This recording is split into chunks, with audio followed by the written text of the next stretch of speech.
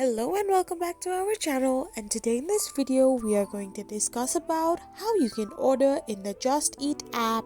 So without wasting much of our time, let's get straight into the video. So first and foremost, all you need to do is simply tap open your Just Eat app, and once your app gets opened up, all you need to do is simply select a restaurant from which you want to order the food from. So once you select a restaurant, you can select any item you want to purchase and simply tap on it.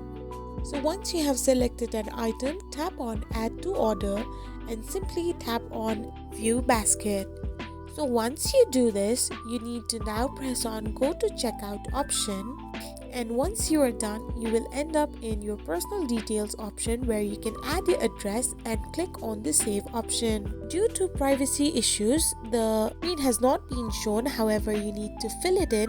You will end up in this page where you can select the payment option and simply press on the order and pay option. So after you do this, your order has been placed on the Just Eat app. I hope you found this video helpful, so don't forget to hit that subscribe button and do give us a thumbs up.